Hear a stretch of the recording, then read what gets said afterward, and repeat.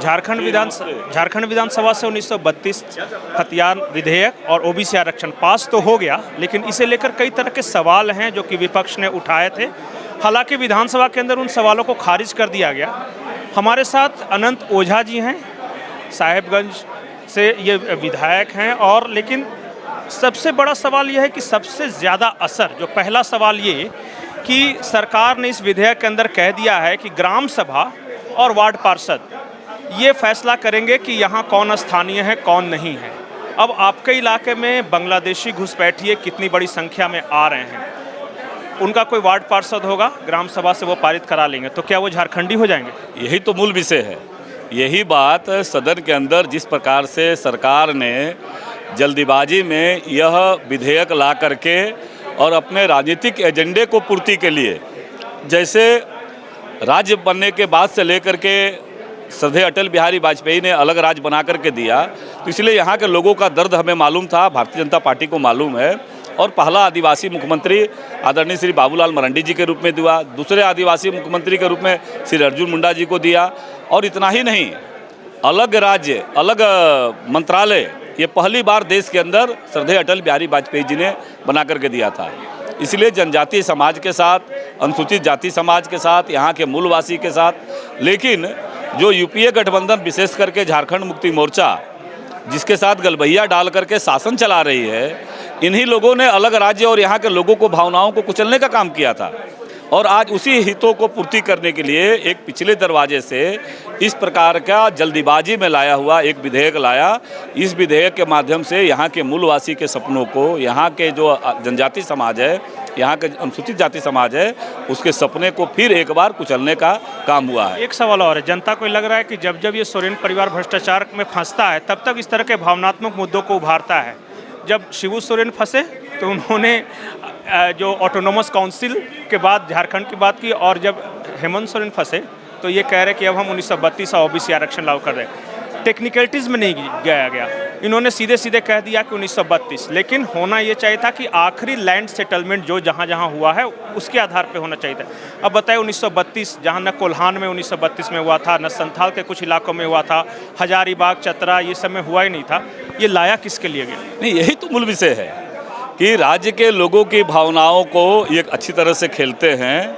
और इसीलिए आप देखेंगे कि इस प्रकार से एक माननीय सदस्य ने पूछा, जिसके बारे में आपका प्रश्न था, कि क्या अब जो बांग्लादेशी घुसपैठ प्रभावित इलाके हैं, जहां घुसपैठियों के कारण जनसंख्या असंतुलित हुई है, वहां पर जो निर्वाचित जनप्रतिनिधि है, जिसको आप ग्राम सभा नाम दे रहे हैं, एक ग्राम सभा में कौन लोग बैठेंगे, कौन लोग इसको पारित करेंगे?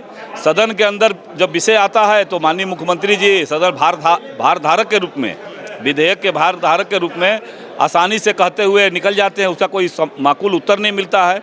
तो इसलिए यह विधेयक लाया हुआ जल्दीबाजी में लाया उत्तर है। और उससे भी बड़ी बात कि एक तरफ राज्य में नियुक्तियां 3.5 लाख पद खाली है, सदन के अंदर संशोधन के माध्यम से जब माननीय सदस्य ये बार उठा रहे हैं कि नियोजन राज्य सरकार का विषय होता है, राज्य सरकार सीधे संकल्प लाए, पुराने संकल्प को बदले और बदल करके सीधे लागू करे। आपको किसने रोका था यहाँ के लोगों का? केंद्र के पास क्यों भेजा जा रहा है? आपने इंटर और मैट्रिक का नाम पर निकाल दिए। किसको निकाला आपने? कौन लोग हैं स्थानीय उसमें से, कौन उसमें मूलवासी है, कौन उसमें जनजाति समाज के लोग हैं, कौन अनुसूचित जाति समाज के लोग हैं?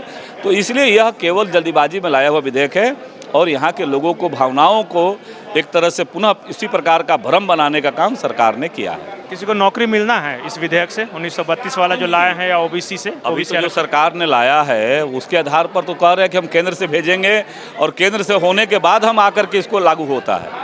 तो आप इसी से अंदाज कर सकते हैं, कोर्ट की तरह न वो संवैधानिक होगा, न केंद्र से वापस आएगा, न लागू होगा, अंत में तो नारियल आफी पे फूटना है। इसीलिए भारतीय जनता पार्टी प्रारंभ से पक्षधर है। और जब भी अवसर मिला हमको, हमने एक उदाहरण दिया कि अलग राज्य का विषय हो, बनने का विषय हो, श्रद्धेय अटल बिहारी वाजपेयी जी ने अलग राज्य दिया। पहला जनजातीय मंत्रालय बनाने का काम भारतीय जनता पार्टी की सरकार, श्रद्धेय अटल बिहारी वाजपेयी जी की सरकार में हुआ। देश को आज तक 75 वर्ष अमृत महोत्सव देश मना रहा है। पहला आदिवासी जो वर्षों तक जो सपना नहीं हो पाया था पूरा, पहला जनजातीय राष्ट्रपति देने का काम सबसे बड़ा संवैधानिक संस्था में ये भारतीय जनता पार्टी ने देने का काम किया है। इसलिए ये लोग, ये वर्तमान जो यूपीए सरकार के लोग हैं, आज जो माननीय मुख्यमंत्री जी सदन में बोल रहे थे कि मधु कोड़ा जी को किसने ऐसी किया, उनके पिताजी को किसने किया, ये तो आज उसी के साथ गलबैया डाल करके सरकार चला रहे हैं। टेक्निकलिटीज में नहीं ना जाना चाहते थे, वो तो उनको तो नैरेटिव सेट करना था और आप लोग काउंटर नहीं कर सकते। यह एक इसलिए कि वो अवसर नहीं था, उन्होंने इस प्रकार का होना ये चाहिए था कि सभी इतने बड़े संवेदनशील विषय पर आपने देखा होगा पूर्व की रघुबर दास जी की सरकार ने पिछले माननीय बाबूलाल मरांडी जी के जब लाया था, इन्होंने स्थानीयता को परिभाषित किया था, उससे सीख लेते हुए न्यायालय को भी मामले को संज्ञान में लेते हुए सभी राजनीतिक दल के प्रतिनिधियों को उन्होंने बुलाया था, समाज संगठन के विभिन्न प्रतिनिधियों को बुलाया था और सांगोपांग विचार करते हुए इस प्रकार का एक दृष्टि उन्होंने देने का काम किया था और उसके आधार पर 1 लाख से ज़्यादा नियुक्ति निकली थी। हमने घोषणा पत्र में लाया था, झारखंड मुक्ति मोर्चा और कांग्रेस के लोगों ने घोषणा पत्र लाया था और आपको 3 साल लग गया इस प्रकार का एक प्रतिवेदन लाने में सदन के अंदर। तो इसलिए इनकी मनसा साफ है, इनकी न नीयत साफ है, न नीति स्पष्ट है। आखिरी सवाल, यहाँ एक मांग और चल रही है, महतो को SC ST शामिल करने को लेकर आंदोलन भी चल रहा है कई जिलों में। आपकी पार्टी का इस बारे में स्टैंड अब तक क्लियर नहीं? नहीं, इसके बारे में हमारा पार्टी का जो शीर्ष नेतृत्व है, एक विधायक के नाते जैसे हमारे JP पटेल जी सदन के अंदर इस प्रस्ताव को लाते हैं, सरकार उसमें गोल मटोल उत्तर देती है, क्योंकि सरकार में वो है और इसीलिए उस विषय को लेकर महतो को SC ST का दर्जा मिलना चाहिए या नहीं? हमने कहा कि इस मामले में पार्टी का जो हमारा टोली है वो बैठ करके विचार करेगा कि इसके बारे में युगानुकूल समयानुकूल क्या हो सकता है, क्या निर्णय हो सकता है, उसके बाद पार्टी इस पर विचार करेगी। तो देखना यह है कि 2 मुद्दे, एक तो जिस तरह से लाया गया 1932 वाला और OBC आरक्षण, वो क्या झारखंड में लागू होता है या सरना धर्म कोड बिल की तरह केंद्र के पाले में जाकर वहाँ अटक जाता है, और दूसरी बात कि ये कुड़वी महतो जो SC ST की मांग कर रहे हैं, ST ST में शामिल होने के, ST ST का दर्जा देने की मांग कर रहे हैं, उसे लेकर बीजेपी का क्या रुख होता है, ये आने वाले वक्त में झारखंड की राजनीति को दिशा देगा। कैमरामैन राजेश के साथ पंकज प्रसून, समाचार प्लस, रांची।